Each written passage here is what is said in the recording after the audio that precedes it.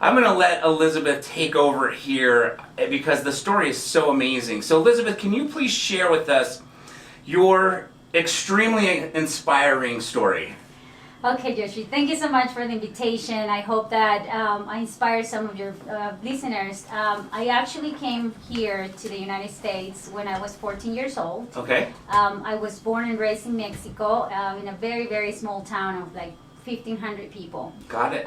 Where I'm from is very unsafe. I had the opportunity to go back about, a few months ago after 23 years. Wow. It took me 23 years to go back. Wow. And so I want everybody to know that everything I've accomplished, I recently won the 40 Under 40 award. Oh, great. Yeah. Congratulations. And so it's been a big change for me from where I come from. But where I come from is I was born of a mother of four. Okay. My mom was a single mom. My dad had, told my mom that she could take two of her children, and keep some money, or take all of us and have nothing.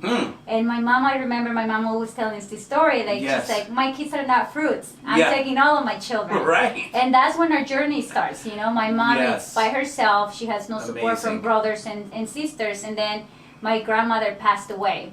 And so my mom is working really hard, 2-3 jobs in Mexico, like cleaning, doing laundry, all this stuff, just to feed us enough. So by the time she earns some money, she already owes, the next 2 weeks. So she's always in debt.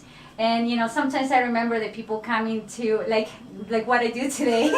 People would come knock on the door and say, "Pay me the rent." Yes, my mom say, "Tell the lady I'm not here." We'll go outside and be like, "My mom says she's not home." Right. And so, due to the circumstances, how we're living, we have an uncle that goes to Mexico and says, "Hey, there's a lot of money in America." So my mom starts this journey, and she says, "Can you help me get on the other side?" And he said, "Yeah, I'll help you." So my mom sells the little thing she has, borrows some money, buys a train ticket, and makes it to the border. When she's there, she calls my uncle and says, "Hey, I'm already here. I need your help to go to America." Yeah. And he tells my mom that he's not going to help her. Oh, no. And she's there. She has no money to go back and no money to move forward. She's very persistent. She stays there. She cleans hotels, She's not making any money. Yeah. And so finally she convinces this smuggler to bring it to the United States. Wow. Not for free, but without payment. Yeah. And I think I remember her saying, he told me, "I've never done anything good in my life, so I'm going to do this for you. But you better pay me, and you better be at 6 p.m., whatever time at this place. Yes. But you cannot wear sandals." And my mom only had sandals. And so I think somebody gifted her like 20 pesos to buy like the cheapest tennis shoes she could afford. Oh my gosh. And that's how she starts her journey to America. In the meantime, we're by ourselves in Mexico, struggling as well. I mean, she left us with an aunt. Our aunt kicked us out of the house. Oh no. And so we're just going from place to place. We're kids. My mom's not sending us money, remember, she's not working. And so at that point, my mom makes it to the United States, but takes a little bit of time before she can earn some money, to send to us. We actually are left there, and there's this man that had been in our lives before, and what seemed like a good, it seemed like a good act of kindness. He knew that we were struggling, and so he brought us into his home. And we were happy because we no longer have to struggling in our country. It's very unsafe for little children to be in Mexico on their own. Got it. And but that wasn't a good story because he would take advantage of us, and so it was just one of those things. But then my mom sent for us. Gotcha. And that's when our life really started changing. At this point, she sent us money for a bus ticket, and that's like a year or two later after she came. Wow. So she sent us She sent us with a bus. So now we've already improved from train to bus. Yes.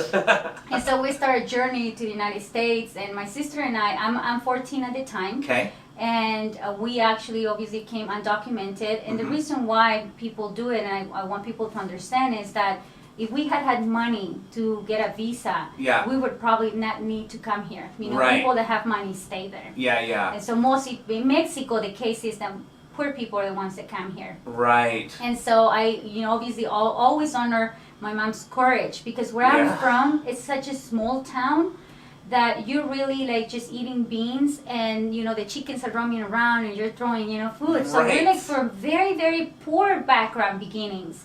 And so after she she sent us to the border, there's this guy that shows up. This is the smuggler that comes and says, okay, you guys are gonna come, I'm gonna be the one taking you, so leave all of your belongings at the hotel. And we brought all of our stuff, like our best things, you know, our shirts, our best, like, they weren't probably that great, you know, but you remember that your most treasured, because over there, I remember trading my jeans with my friends in order for me to wear different jeans. Like, oh, you have green, I have blue, let's trade, I want to, and that's how you like wear different clothing. So I remember having to leave my most precious clothing there. And then we obviously are able to come, and the only thing I remember bringing is just my birth certificate in case I died, because there's the risk that you could die, and you have to hide it too, and you know, a little bit of money.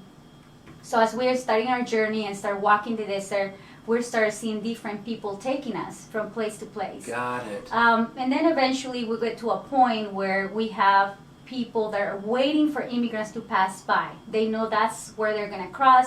They know you may be bringing a little bit of money because you're trying to go to the United States. Right. And this is a place where you can get raped, robbed, killed, like for a tiny amount of money, because really you don't have a lot. Right? That's why you're coming here. Right. And so we almost got taken into human trafficking. The guy really insisted on separating my sister, myself, the young girls, separate from the group. Yeah. But my mom had told us, like, you do not separate from the group. Wow. And, you know, and that's when I'm starting to, like, tell the guy, like, no. And I'm only 14 years old, and in a way I didn't understand the gravity of the situation.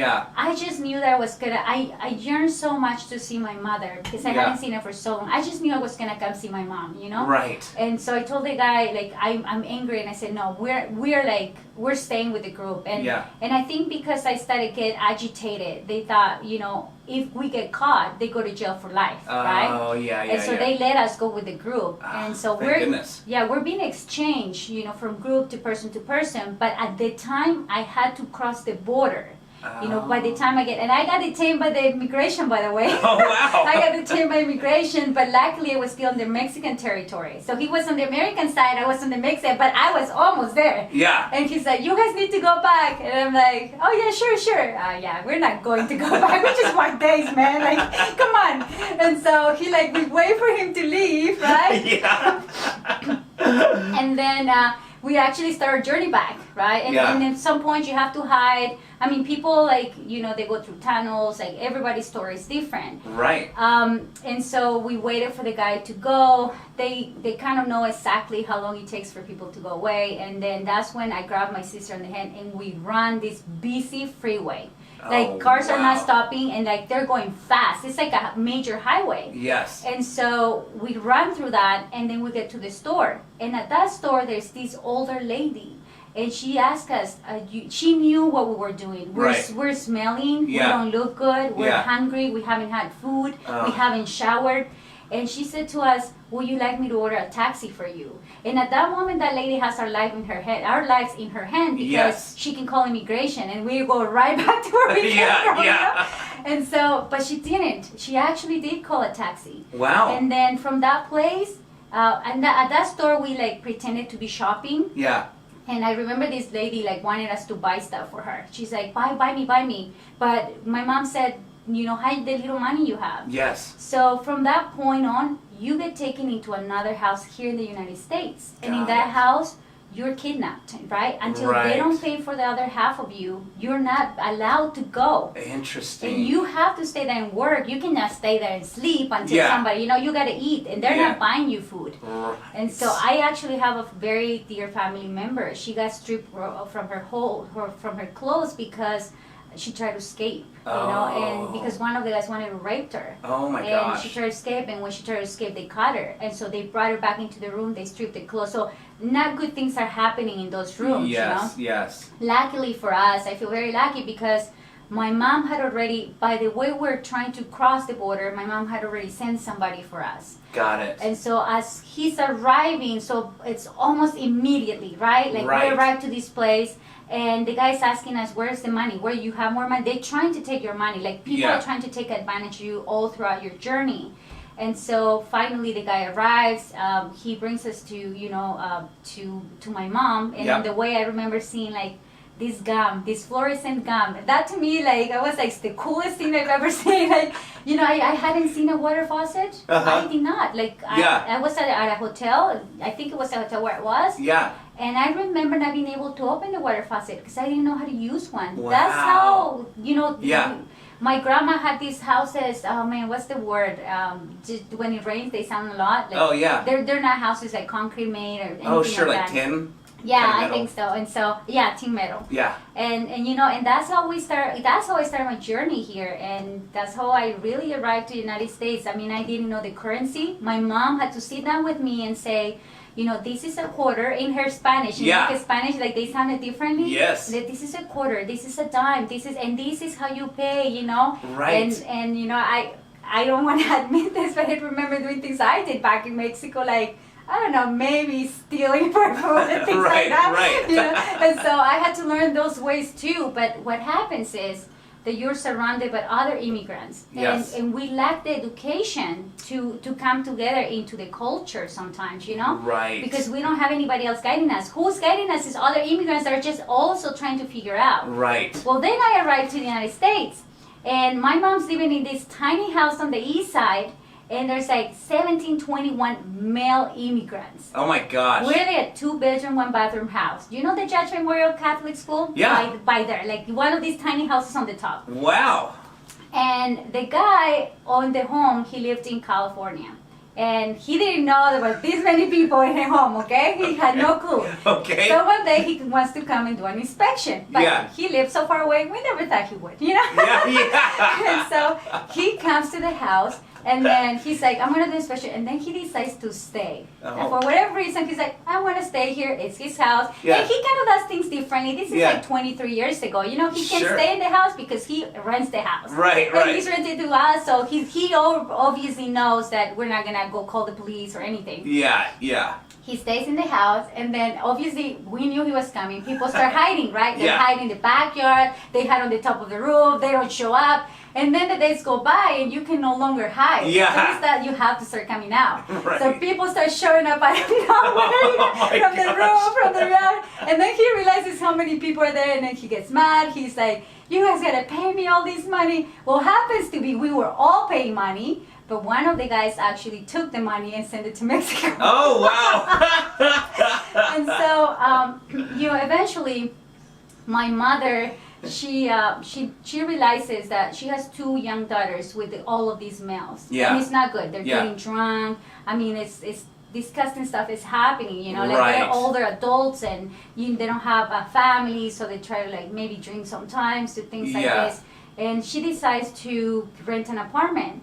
I was very fortunate that because I was so young, I had to go to school, right? I had to. But my sister wasn't so much. She went immediately to work at a hotel, cleaning rooms. And I would go like, on the weekends, on like summertime, to help my mother. And she rented our first apartment that she rented. We had 0 furniture, nothing. Oh, wow. We rented an empty apartment. Yes. And I remember my mom, it makes and my mom used to give me like $1 here and there. I was always a saver. Wow. And so I would save this little money.